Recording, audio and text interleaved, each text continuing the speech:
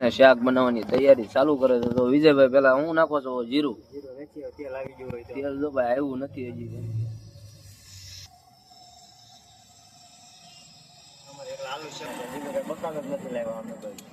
કેમ કે જમવાનું બનતું એટલે ભાઈ મોજમાં હોય, ખાઈને તો હોવાનું હોય.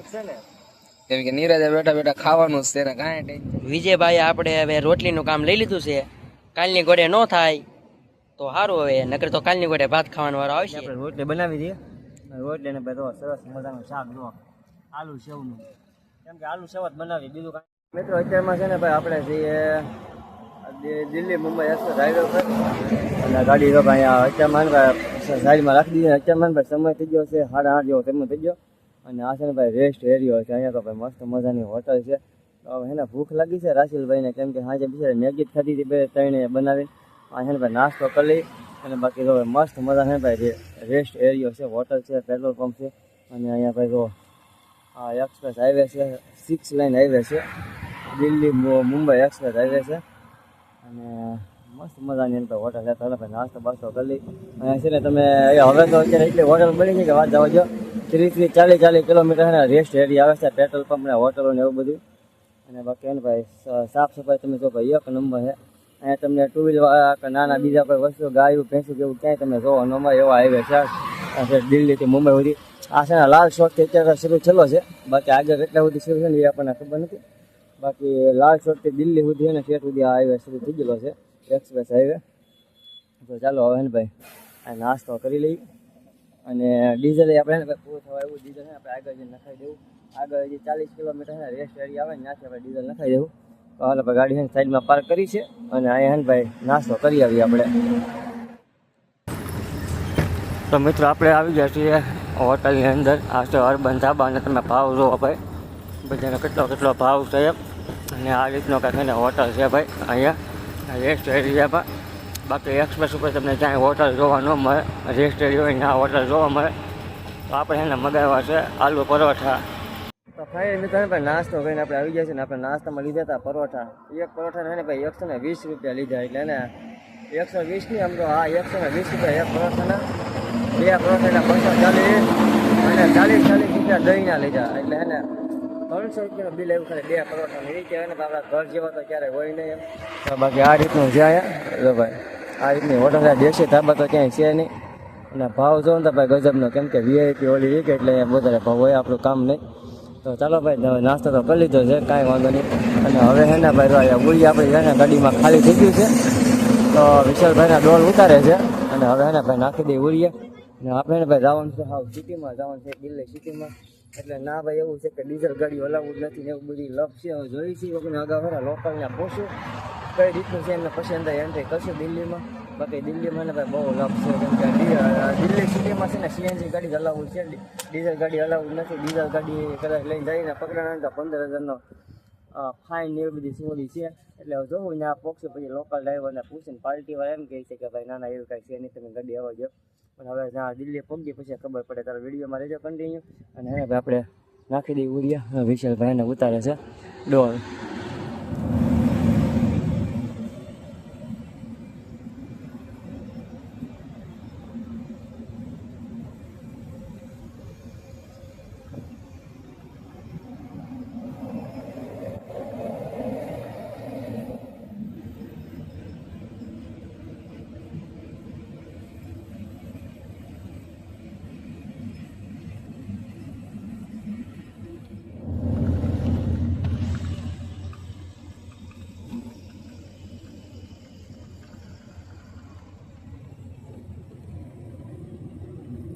બપોરના 1 ગયો ને ભાઈ અમે તો બાયપાસમાં ઊભા રહી ગયા હતા. છે ટોલ નાકું દિલ્હી બાયપાસનું ભાઈ.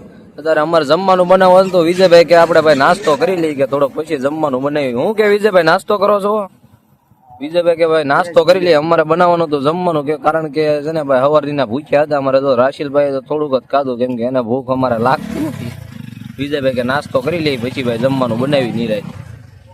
ચાલો તો મળીએ આગળ.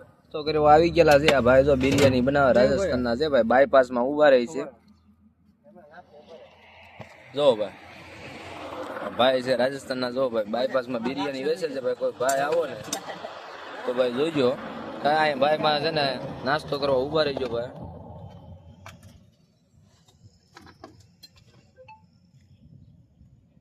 હા મેં ઉભો ભાઈ નાસ્તો કરે છે રાશિલભાઈ. એ બે ભાઈ જોવે છે કે ભાઈ આમાં શું નાખે છે. એ બે ભાઈ ને સમજાતું નથી. આ ભાઈ ને પણ ટપ્પો કઈ બહુ પડતો નથી, કેમ કે આ ભાઈ જો હામુજન ભાઈ દાંત કાઢે છે ભાઈ ને, કેમ કે કારણ કે ખબર નથી પડતી આ ભાઈ શું કેવા માંગે છે. આ છે ભાઈ દિલ્હી બાયપાસ નું ટોલ નાકું છે ભાઈ. આ ભાઈ અહીંયા લારી લઈને ઉભા રહી છે, નાસ્તાની દુકાન છે આ ભાઈ. હે આ ભાઈ ને એમ કે છે કે આમાં શું છે. આ ભાઈ કઈ સમજતા નથી ભાઈ, હું કોમેડી કરે ને ભાઈ. આમ જો ભાઈ बताओ ना भैया इसमें क्या है. ये लहसुन का बोल रहे भैया, ये समझ रहे प्याज है उसमें.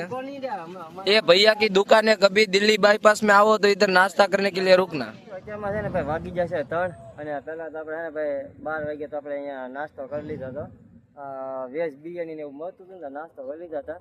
અને હવે ને ભાઈ 3:30 જેવું થઈ ગયું અને અત્યારમાં લાગી છે પછી ભૂખ. કેમ કે ભાઈ બિરયાનીમાં આપણને છે ને મજા નહોતી આવી, એમાં કાંઈ ધરાય નહીં થાય ને. અત્યારમાં તો પાછું રાંધવાનું શરૂ કર્યું છે. હેલો ભાઈ અમારા વિશાલભાઈ હે ને આ છે દિલ્હી બાયપાસ નું ટોલ નાકું ભાઈ, કેમ કે અમારે છે ગાંધીબાદ નો એન્ટ્રી નો માલ, એટલે અમારા નેવરે ટાઈમ તો કાઢો એટલે જમવાનું વિશેલું છે ભાઈ. રાતે 10 વાગે આપણે જવું. નો એન્ટ્રી નો માલ છે એટલે કારણ કે રાતે નાખવી પડે. રાયા ભાઈ દિવસે તો ગાડી અંદર જવાનો દે નો એન્ટ્રી ના કારણે. બાકી આગળ તમને જે કર્યું તે વિડીયો આગળ તમને બતાવ્યું. મિત્રો અત્યારમાં છે ને આપણે દિલ્હી ગાંધીબાદ બાયપાસમાં જઈએ અને ટોલ નાકા છીએ. અને ભાઈ અમારે છે ને ભાઈ નો એન્ટ્રીનો માલ છે. રાતે લગભગ 12 વાગે ગાડી અંદર નાખશું. તો એટલે બેઠા ટાઈમ પાસ કર્યું, ઘરે જમવાનું બને નથી અને એ બધા ભૂખે લાગી છે. તો અમારા વિશાલભાઈ છે ને ડુંગળી કાપે છે અત્યારમાંથી. હવે પાછું હવે શું બને કાંઈ નક્કી નથી. હજી સેવ ડુંગળી બનાવવાનું છે, કેમ કે ટમેટા તો છે નહીં, એટલે હવે મૂક્યો ગેસ ને બધું ઉતારી લીધું. વાહ ગાડીની હેઠે ભીંડો પણ લાવેલા છે. ભીંડો લાવેલા છે. ભીંડો એવું છે કે ભીંડાને શાક ખાંજે બનાવે છે, કે સવારમાં બનાવું છે એવું રીતનું છે. બાકી તો ભાઈ વિશાલભાઈ ડુંગળી મોળા છે અને રાશિલભાઈ જ્યાં ચા લેવા તો એ ચા લઈને આવે ત્યારે વિશાલભાઈ ડુંગળીને કાપી નાખે અને આપણે છે ને ભાઈ બનાવી નાખીએ શાક. તો ભાઈ તેલ બેલ ને બધું મસાલા બધું આવી ગયું છે.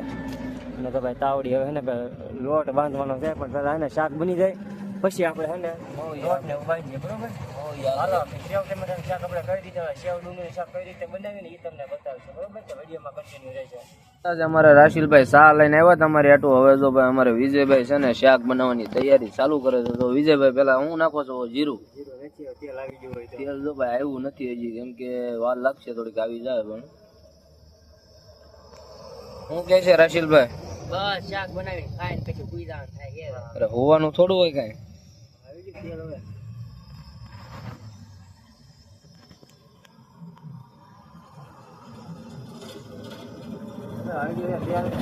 ભાઈ તેલ આવી ગયું છે, આપણે જીરું નાખી દીધું છે. હવે નાખી દઈએ ડુંગળી. જો ભાઈ આ છે હવે ડુંગળી નાખે છે ભાઈ વિજયભાઈ. આવી ગયું. નાખી દઈએ. નાખી દીધી. ડુંગળી આ છે ભાઈ લસણ ની પેસ્ટ થોડીક નાખવી પડશે, નાખી દઈએ. કેમ કે પેસ્ટ કાલ ભાઈ અડધી હતી ને ક્યાં નાખી. આટલા ડુંગળી છે ને પૂરી સડી જાય ને થોડીક પછી આદુ પેસ્ટ આદુ નાખવી ભાઈ. નાખીએ.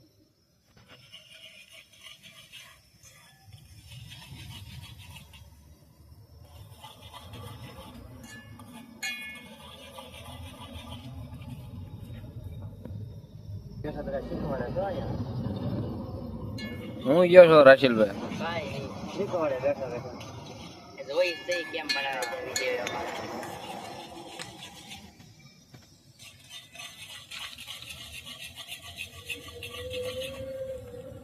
સડી ગઈ છે હવે આટલો પેસ્ટ નાખી દઈએ.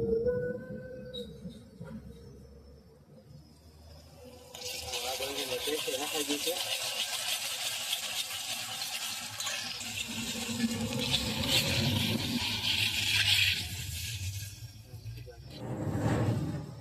હળદર નાખી દઈએ. હળદર, હિંગ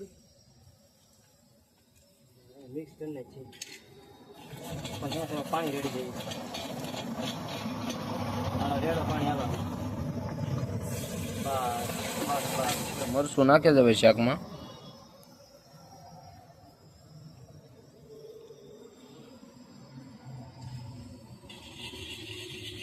કેવું નાખવી જોઈએ, કેમ કે બધો મસાલો સડી ગયો છે. વાંધો આવી ગયું છે.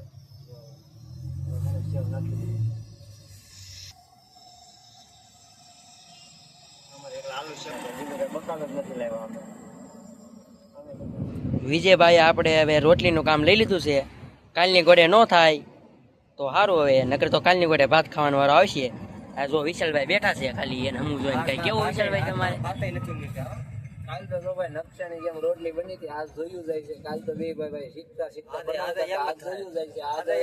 આજ થોડો ઘણો સુધારો થાય એવું લાગે છે જોયા પ્રમાણે. જો આ રીતે લોટ વેવણું નથી પહેલી